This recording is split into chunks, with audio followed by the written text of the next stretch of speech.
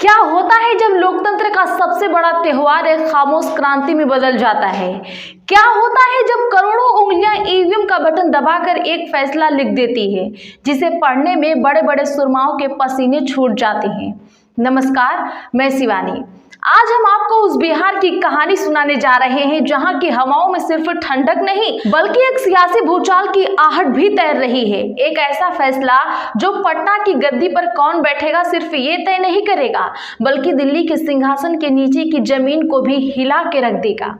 बिहार की जनता ने अपना फैसला सुना दिया है और उसे ईवीएम में कैद कर दिया गया है, लेकिन ये फैसला क्या है, ये किसके हक में है और किसके खिलाफ? ये वो सवाल है जिसकी मथानी लेकर हर राजनीतिक विश्लेषक अपने अपने ज्ञान के सागर को मथने में जुटा हुआ है। लेकिन बिहार की धड़कन को, उसकी मिट्टी की तासीर को समझने वाले लोग दबी जुबान में जो कह रहे हैं वो बेहद चौंकाने वाला है। और वो कह रहे हैं कि ये संकेत मोदी शाह की राजनीति के लिए अच्छे नहीं हैं। गौर कीजिए, हमने एनडीए या नीतीश कुमार का नाम नहीं लिया, हमने सीधे तौर पर मोदी शाह की राजनीति कहा है। तो क्या ये बिहार में सिर्फ सरकार को पलटने की लहर है या फिर 2025 के उस महासंग्राम की पहली चेतावनी जिसका असर पूरे देश पर होना बाकी है? इस पूरी कहानी का असली नायक, असली हीरो बिहार का वोटर है और इस बार इस नायक ने जो किया है उसने इतिहास के पन्नों को पलटने पर मजबूर कर दिया है। बिहार चुनाव के दूसरे चरण के आंकड़े देखिए, ये सिर्फ नंबर नहीं है, ये एक कहानी कह रहे हैं। एक ऐसी कहानी जो टीवी स्टूडियो में बैठे पंडितों के गणित को सिरे से खारिज कर रही है।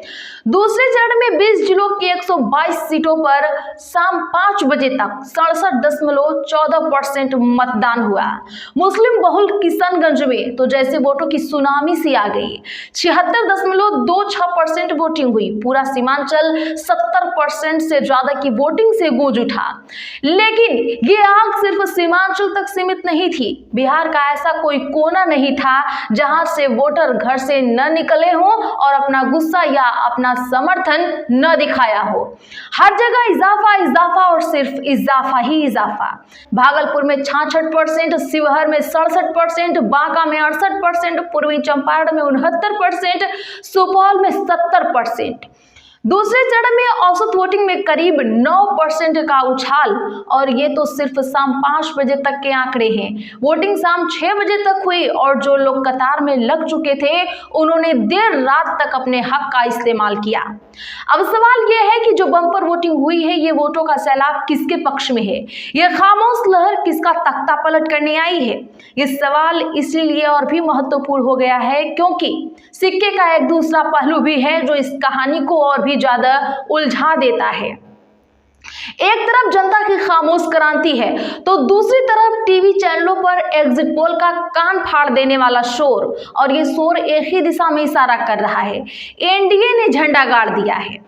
एनडीटीवी वालों ने तो एनडीए को 169 सीटों का अजय योद्धा भी घोषित कर दिया है।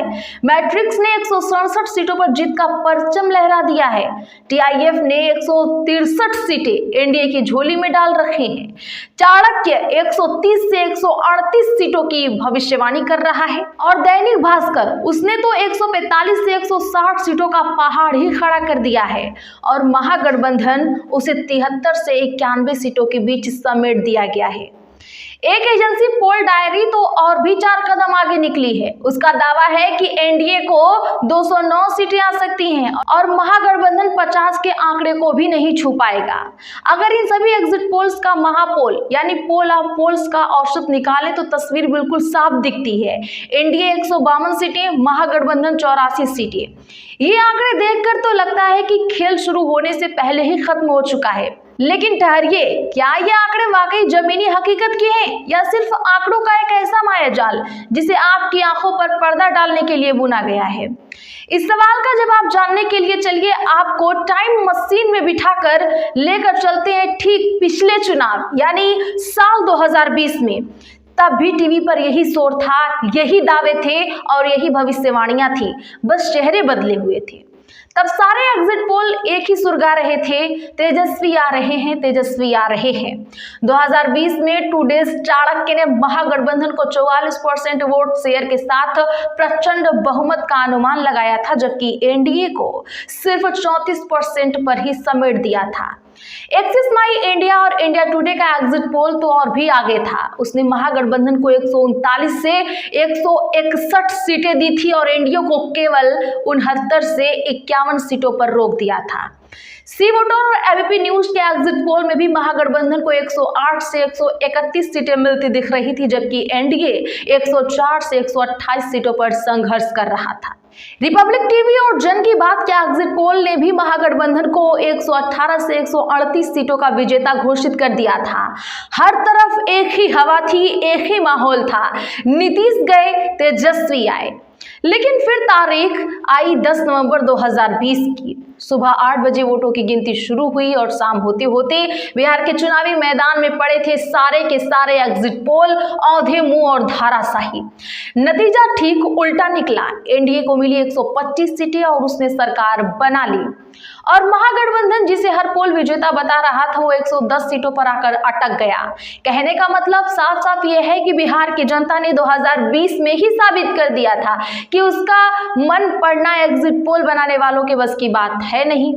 शायद यही वजह है कि इस बार टीवी चैनलों पर एग्जिट पोल का गणित बताने वाले एंकर भी सहमे और संभले हुए हैं। उनके आत्मविश्वास में वो पुरानी धार नदारद है। एबीपी न्यूज के एक शो में तो जाने माने एंकर दिबांग ने संदीप चौधरी से यहाँ तक कह दिया, और ये अपने आप में इस पूरी इंडस्ट्री पर एक बहुत बड़ा टिप्पणी है।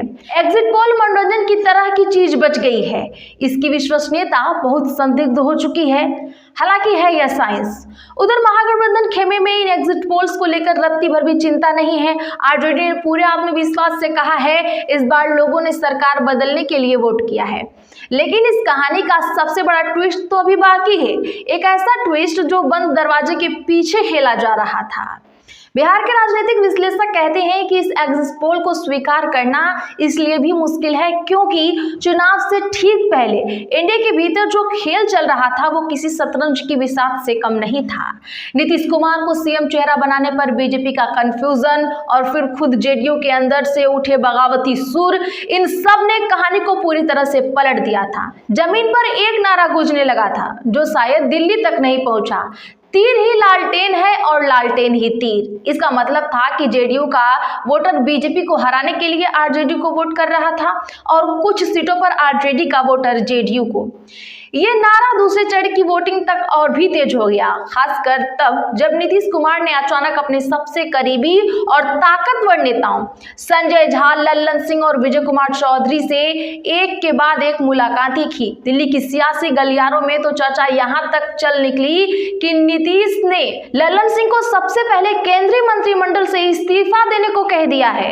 तो अब आप ही बताइए तस्वीर क्या है। एक तरफ आंकड़ों का वो पहाड़ है जिसे एग्जिट पोल कह रहे हैं, दूसरी तरफ रिकॉर्ड तोड़ वोटिंग का वो सैलाब है जो खामोशी से आया और सब कुछ बहा ले जाने का इरादा रखता है।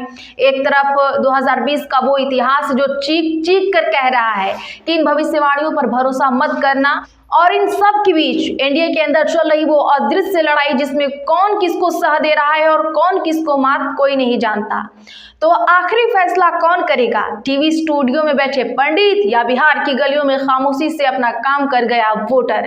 इंतजार कीजिए 14 तारीख का, उस दिन जब ईवीएम खुलेंगी तो या तो एग्जिट पोल का सम्मान बच पाएगा या फिर बिहार एक बार फिर पूरे देश को एक ऐसा राजनीतिक सबक सिखाएगा जिसे आने वाले कई सालों तक याद रखा जाएगा। हमारे साथ बने रहने के लिए चैनल को सब्सक्राइब करें, बगल में घंटे के निशान को जरूर दबा लें, वीडियो को लाइक और शेयर ज्यादा से ज्यादा लोगों में करें।